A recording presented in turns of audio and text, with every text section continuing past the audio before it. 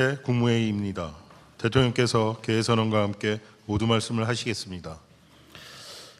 네, 제 37회 국무회의를 시작하겠습니다.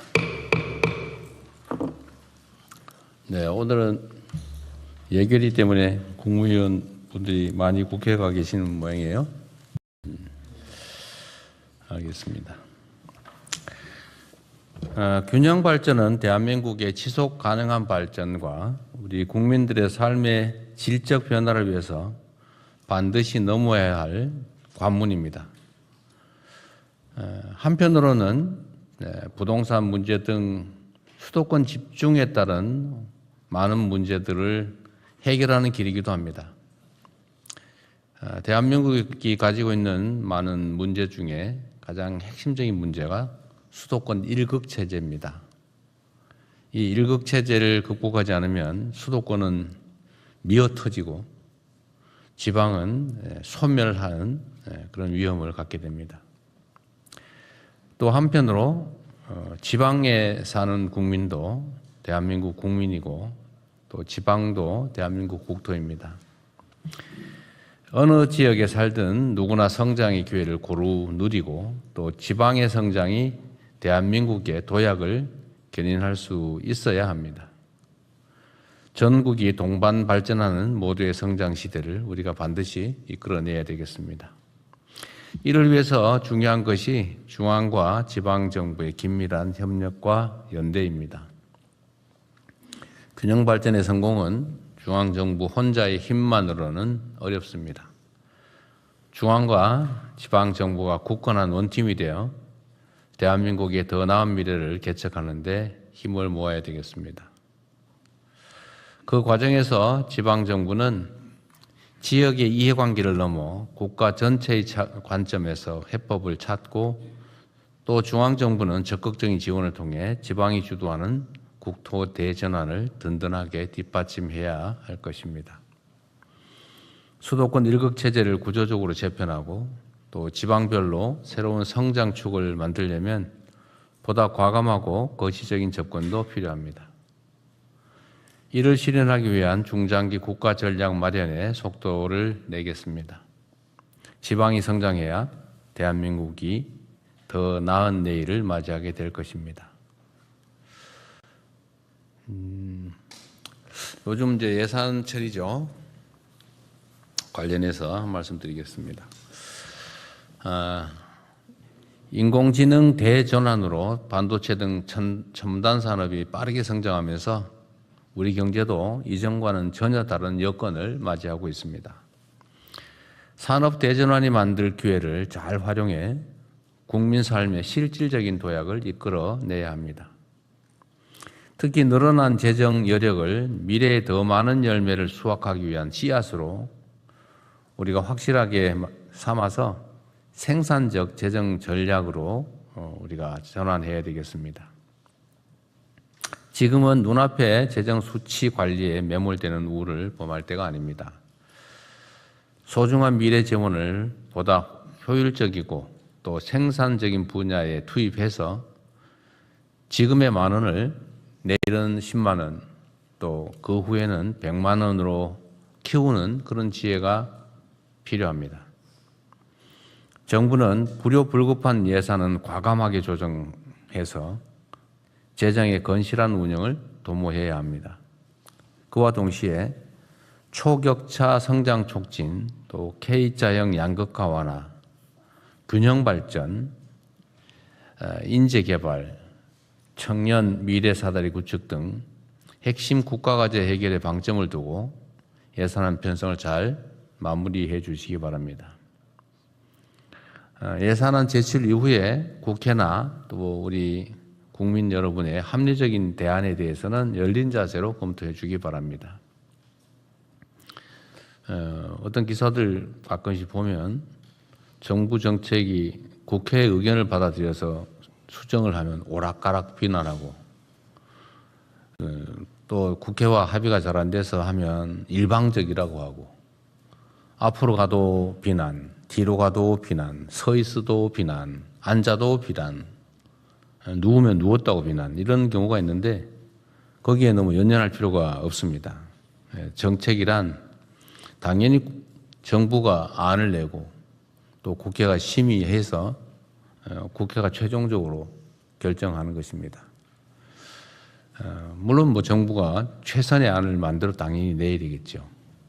그러나 그게 국회 심의 과정에서 변경된다고 해서 너무 그 자체에 흔들리지 않으면 좋겠습니다.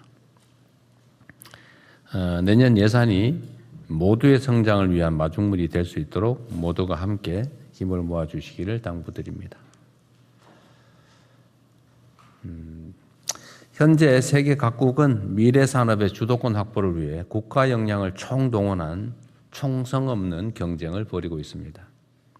그 과정에서 산업 스파이나 해킹 등을 동원하는 불법 사례들도 끊이지 않습니다. 실제로 최근 한 외국 기업이 국내 기업을 상대로 반도체 기술 탈취를 시도했다는 취지의 법정 지원이 나오기도 했습니다. 국가와 기업이 수십 년에 걸쳐서 엄청난 비용을 들여 어렵게 축적한 기술과 노하우가 외부로 유출되게 되면 순식간에 산업 전체 생태계에 심각한 피해를 입게 됩니다. 기술 안보는 국가의 산업 경제를 떠받치는 근간이라는 측면에서 더욱 철저한 대비에 나서야 되겠습니다. 다음 달부터는 해외 기술 유출 범죄에 대한 처벌이 한층 강화됩니다. 이것도 필요한 일이지만 보다 중요한 것은 소를 잃고 도둑을 잘 잡는 것보다는 소를 아예 잃지 않도록 처음부터 외양간을 잘 관리하는 것입니다. 국정원과 경찰을 비롯한 관계기관은 핵심 산업기술 보호가 곧 국가안보다라는 자세로 대응 체계를 철저하게 확립해 주기 바랍니다. 기관 간의 정보 공유와 함께 공조체제도 물샐 틈 없이 구축해야 합니다. 국민과 기업들이 오랜 시간 피땀 흘려 일군 국가 핵심 기술이 대한민국의 지속적 성장을 견인할 수 있도록 기술 안보에 한치의 빈틈도 허용해서는 안 되겠습니다. 오늘 보고에 있는지 모르겠는데 지금 최근에 경찰의 기강 해이 문제 또 치안 문제에 있어서의 무책임 이런 것들이 꽤 문제가 심각하게 대두되고 있습니다. 사실 그 경찰들의 이 문제는 뭐 어제 오늘의 일은 아닙니다. 워낙 숫자가 많다 보니까 가지 많은 나무에 바람 잘 날 없다고 여러 군데서 이런 문제들이 생겨날 수 있습니다. 그 문제들을 최소화하기 위한 노력도 끊임없이 계속돼야 되겠고 또 그와 같은 문제를 해결하기 위한 시스템 정비도 사실 좀 필요합니다. 이게 경찰은 상명하복의 매우 중요한 국가 기관 조직인데 지휘 책임이라고 하는 게 매우 중요합니다. 담당자 일선 직원들의 잘못이 있다고 하면 그 일선 직원의 문책만으로 끝나면 과연 지휘 체계가 뭐 때문에 필요하겠습니까? 지휘를 할 권한도 있지만 또 한편으로 그 권한에 상응하는 책임을 당연히 져야 합니다. 그래야 평소에 조직 관리가 제대로 되지 않을까 그런 생각이 됩니다. 언제나 권력은 집중되면 문제가 더 커집니다. 똑같은 문제라도 권한이 커지면 미치는 영향이 커지죠. 그래서 권한의 크기만큼 책임도 강화되어야 됩니다. 지금 경찰이 아마 국가기구 중에서 앞으로 가장 큰 권력을 행사하게 될 것 같아요. 그에 따른 우리 국민들의 우려가 매우 큽니다. 과연 이 큰 권한을 그 책임을 충분히 이행할 만한가에 대해서 의구심이 생기기 때문에 앞으로 경찰을 어떻게 개혁할지 이 경찰 개혁 기구에 대한 고민을 해주시길 바랍니다. 이거는 총리실에서 좀 나서서 일단 어떤 방식으로 해 나갈지부터 국민들의 광범한 의견 수렴을 통해서 방안을 구상해 주시기를 바랍니다. 최근에 외국인 연금 얘기가 좀 있었어요. 오늘 제가 미리 보고 좀 해달라고 말씀을 드렸는데 이따가 오늘 있죠. 네. 뭐 논의를 할 텐데요. 비공개 논의 사안으로 되어 있네요. 하여튼 중요한 것은 어떤 제도를 설계하면 완벽할 수가 없기 때문에 빈틈이 생깁니다.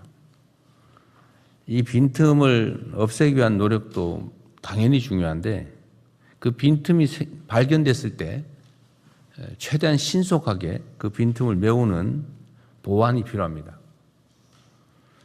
그러려면 그 문제가 생겼는지 안 생겼는지를 자체 점검으로는 다 완벽하게 안 되기 때문에 끊임없이 이게 현장에서 이 집행되는 과정의 문제점들을 살펴야 됩니다. 최근에 이 문제들이 여기저기서 지적이 되던데 어쨌든 좀 신속하게 대안을 마련해 주십사 말씀드렸는데 오늘 안건이 올라왔군요. 어쨌든 요건 이 사안 자체만이 문제가 아니고 다른 모든 국가 정책 사안들에 대해서 어쨌든 문제는 생길 수 있다. 그러나 그 문제가 생겼을 때 얼마나 신속하게 또 완벽하게 그 문제를 시정하느냐, 대안을 만들어내느냐가 진짜 실력이라고 생각됩니다. 다른 정책 분야에도 타산지적 삼아 주시면 좋겠습니다. 촉법소년 그 연령 좀 하향 문제도 너무 오래 지연되는 것 같아서 신속하게 결론을 냈으면 좋겠습니다. 뭐 결론은 범위는 정해져 있죠. 한두 살 정도 범위 내에서 중대 반복 범죄에 대해서 낮춘다. 이 점에 대해서 우리 국민들의 의견이 어떠신지도 한번 다시 스크린 해본 다음에 좀 조기에 정리를 하고 입법했으면 좋겠습니다. 그리고 마침 오늘 시도지사 협의회장이 선출되셔가지고 오늘 우리 박찬대 인천시장께서 출석을 처음으로 해주셨는데 마침 오늘 국가 균형 성장, 균형 발전 얘기도 하는 판에 잘 오셨습니다. 당선을 축하드리고 아주 짧은 인사 말씀을 듣도록 하겠습니다. 아주 짧은. 네. 예, 존경하는 대통령님 그리고 국무위원 여러분, 네, 대한민국 시도지사 협의회장 박찬대 인천시장입니다. 배석자인 저한테 이렇게 발언 기회 주신 대통령님의 세심한 배려에 감사를 드립니다. 수도권 1급 체제를 탈피해서 전 국토의 균형 발전의 대전환을 이뤄내야 되는 시대적 소명에 직면하고 있습니다. 하지만 이 자리에 오면서 수도권의 일원인 인천광역시장 박찬대와 전국의 시도지사 협의회장인 박찬대 사이에 두 개의 역할을 얼마나 균형 있게 잘 해내야 될지 상당한 부담감이 있습니다. 각 지역이 갖고 있는 고민을 이재명 정부가 국정에 잘 녹여낼 수 있도록 돕는 것이 저한테 주어진 사명이라고 생각됩니다. 실질적으로 도움이 되는 현장의 제언들을 부지런히 전해 올리도록 그렇게 하겠습니다.